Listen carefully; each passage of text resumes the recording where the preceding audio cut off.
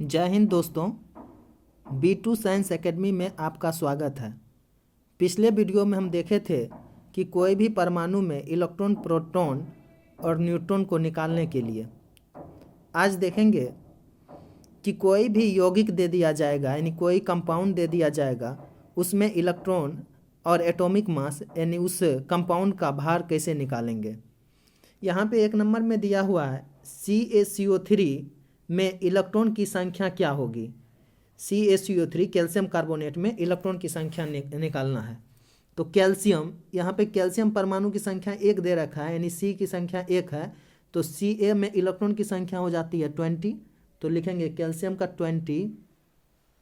20 plus carbon का, एक carbon में इलेक्ट्रॉन की संख्या 6 प्लस ऑक्सीजन, एक ऑक्सीजन में इलेक्ट्रॉन की संख्या 8 गुना 3, तो ये हो जाएगा 20 प्लस 6 प्लस 24, और ये सब को जोड़िएगा तो हो जाएगा 50। तो 50 देखिए 1 नंबर में, तो आंसर क्या हो जाएगा 50 हो जाएगा, 1 नंबर ऑप्शन। 2 नंबर में दिया हुआ है H2SO4 में इलेक्ट्रॉन की संख्या और परमाणु भार क्या होगी। तो H2SO4 में सबसे पहले क्या करेंगे, इलेक्ट्रॉन की संख्या निकालेंगे। तो 1 हाइड्रोजन में 1 इलेक्ट्रॉन, तो 2 हाइड्रोजन है, तो हो जाएगा 1 × 2 प्लस सल्फर दिया हुआ है, तो सल्फर में हो जाता है 16 इलेक्ट्रॉन, सल्फर 16 प्लस ऑक्सीजन, एक ऑक्सीजन में 8 इलेक्ट्रॉन, 4 ऑक्सीजन है, 4 से मल्टीप्लाई कर देंगे तो हो जाएगा ये 2 प्लस 16 प्लस 32, तो ये हो गया आपको 50, ये 50 इलेक्ट्रॉन हो गया आपको।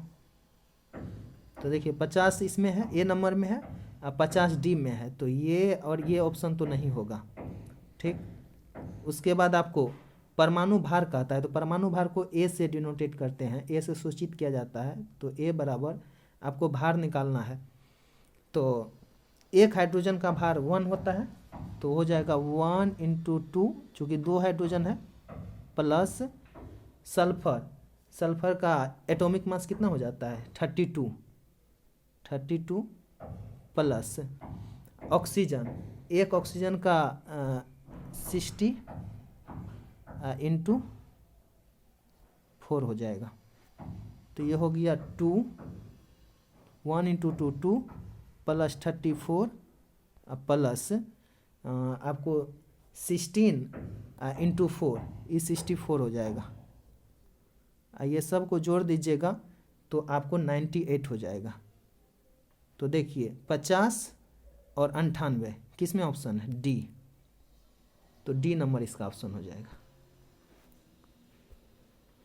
CaCO4 का होल 2 है, इसका द्रव्यमान कह रहा है, एटॉमिक मास कह रहा है क्या होगा, तो इसका एटॉमिक मास निकालेंगे।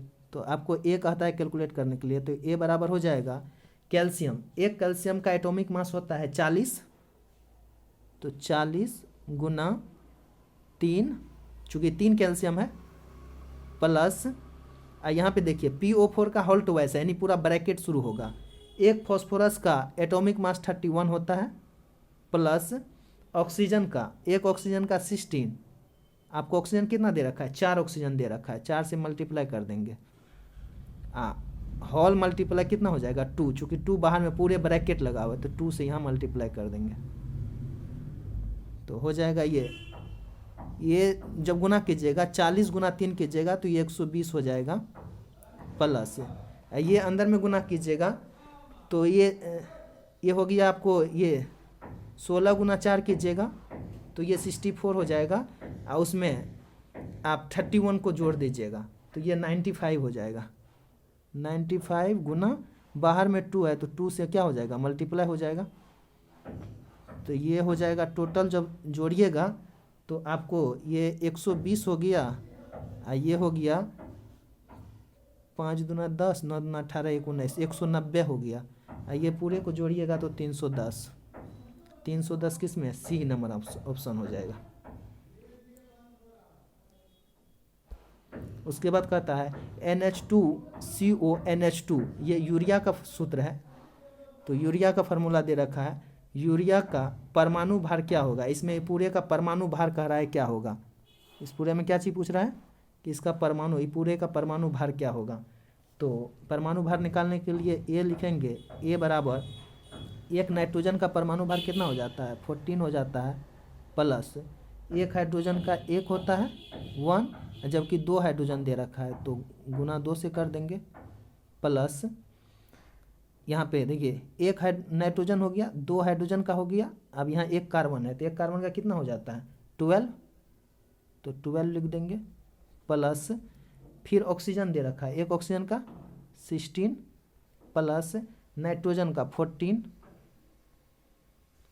प्लस हाइड्रोजन का एक होता है, जबकि 2 हाइड्रोजन दे रखा है, 2 से मल्टीप्लाई कर देंगे तो ये पूरा कीजिएगा तो ये 14 हो जाएगा, ये प्लस 1 × 2 2 हो जाएगा, प्लस ये 12 हो जाएगा, प्लस 16 हो जाएगा, प्लस 14 हो जाएगा, प्लस 2, ये सब को जब जोड़ दीजिएगा तो आपको 60 हो जाएगा। 60 देखिए किस में है, बी नंबर ऑप्शन हो जाएगा। फिर कहता है CaCO3 में कार्बन का प्रतिशत क्या होगा, आपको CaCO3 में कार्बन का प्रतिशत बोल रहा है क्या होगा। प्रतिशत निकालने के लिए इसमें देखिए CaCO3 ये तो कैल्शियम का हो गया, Ca क्या होगा कैल्शियम का, इसके देखिए कैल्शियम का एक परमाणु है, कार्बन का परमाणु है, ऑक्सीजन का परमाणु है, ठीक ना, जबकि आपको कार्बन का परमाणु कहता है निकालने के लिए, इसका बोल रहा है कार्बन का, ठीक।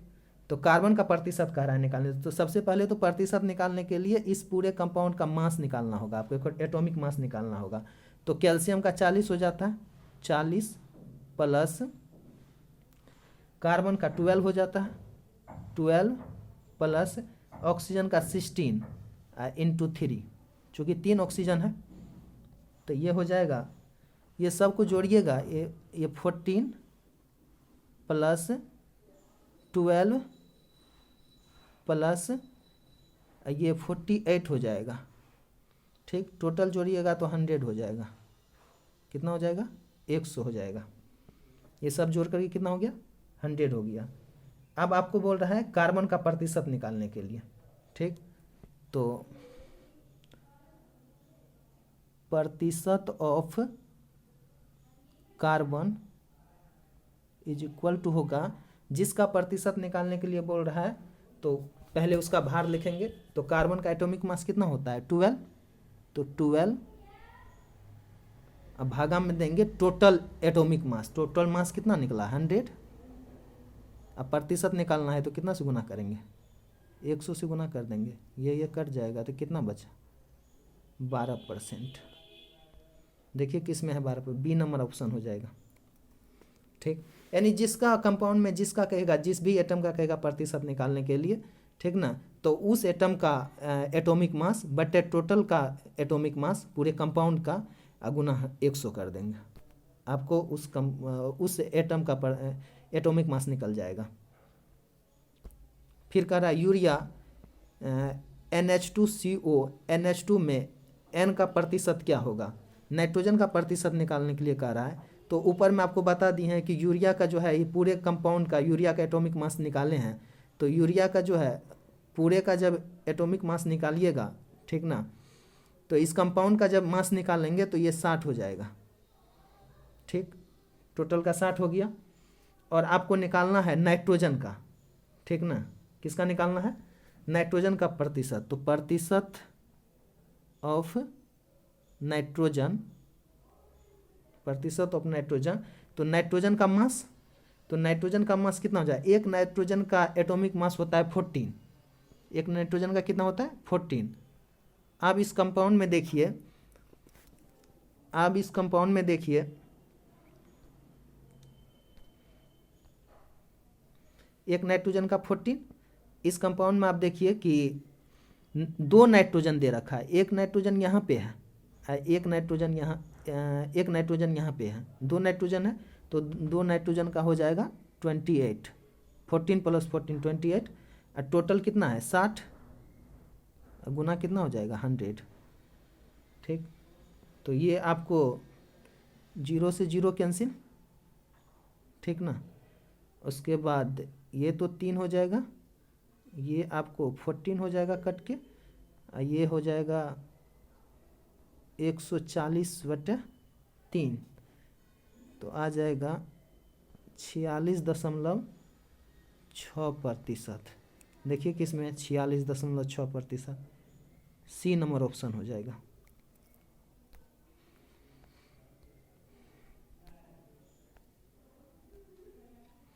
फिर कह रहा है 30 ग्राम कार्बन को ऑक्सीजन की उपस्थिति में पूर्ण रूप से जलाने पर कितने ग्राम CO2 बनेगा। 30 ग्राम कार्बन को जला रहा है, कितना ग्राम को, 30 ग्राम कार्बन को ऑक्सीजन की उपस्थिति में जलाने पर। तो देखिए यहाँ पे 30 ग्राम कार्बन को जला रहा है, ऑक्सीजन की उपस्थिति में जलाने पर कितने ग्राम CO2 बनेगा। तो सबसे पहले तो आपको इक्वेशन लिखना पड़ेगा। तो कार्बन डाइऑक्साइड कैसे बनता है, जब कार्बन को ऑक्सीजन की उपस्थिति में जलाते हैं तो CO2 बनता है, ठीक। इस तरह के क्वेश्चन को सॉल्व करने के लिए आपको जो इक्वेशन आप बनाइएगा वो इक्वेशन क्या होना चाहिए, बैलेंस होना चाहिए, ठीक ना। इस तरह के क्वेश्चन बनाने के लिए जो इक्वेशन आप बनाइएगा वह इक्वेशन क्या होना चाहिए, बैलेंस होना चाहिए। तो यहाँ देखिए कार्बन C+O2 CO2 बना, यहाँ कार्बन की संख्या कितना है, एक कार्बन है, इधर भी RHS पे एक कार्बन है, ऑक्सीजन 2 है, ऑक्सीजन 2 है, यानी ये इक्वेशन बैलेंस है। अब देखिए कार्बन का मास कितना होता है 12 ग्राम। उसके बाद ऑक्सीजन, एक ऑक्सीजन का मास 16, तो 2 ऑक्सीजन का 32, ठीक ना। इसका पूरा निकालिएगा तो इस पूरे कंपाउंड का हो जाएगा 12 कार्बन का 32 ऑक्सीजन का, तो 12 32 कितना हो जाएगा 44, तो इसका हो जाएगा 44 ग्राम, ठीक। तो आपको बोल रहा है कि 30 ग्राम कार्बन को ऑक्सीजन की उपस्थिति में जब जलाएंगे तो 12 ग्राम कार्बन को जब जलाए, ठीक ना, ऑक्सीजन की उपस्थिति में, तो 44 ग्राम CO2 बना। तो 1 ग्राम कार्बन को जब जलाएंगे, ठीक ना, जब 1 ग्राम कार्बन को ऑक्सीजन की उपस्थिति में जलाएंगे तो ये बन जाएगा 44/12, ठीक। 12 ग्राम को जलाने पर 44 ग्राम CO2 बनता है ऑक्सीजन की उपस्थिति में, तो 1 ग्राम को जलाने पर 44/12 हो जाएगा। इसीलिए कितना ग्राम को जला रहा है, 30 ग्राम को जला रहा है। तो 30 ग्राम को जलाने पर क्या हो जाएगा, जब 30 ग्राम को जलाएगा तो ये हो जाएगा 44/12 × 30, ठीक। तो ये आपको आ जाएगा 110, 44/12 × 30 कीजिएगा, ये काटिएगा इसको तो 110 आ जाएगा, 110 ग्राम। देखिए किसमें, बी नंबर ऑप्शन हो जाएगा। तो ये 30 ग्राम कार्बन को जब ऑक्सीजन की उपस्थिति में जलाएंगे तो कितना ग्राम मिलेगा, 110 ग्राम। क्या चीज़ मिलेगा, कहता है 30 ग्राम कार्बन को ऑक्सीजन की उपस्थिति में पूर्ण रूप से जलाने पर कितना ग्राम CO2 मिलेगा, तो 110 ग्राम कार्बन डाइऑक्साइड मिलेगा। आई होप कि आपको वीडियो समझ में आया होगा। यदि आप चैनल को सब्सक्राइब नहीं किए हैं तो चैनल को सब्सक्राइब कर दीजिए, लाइक कर दीजिए, और अगले वीडियो में देखेंगे।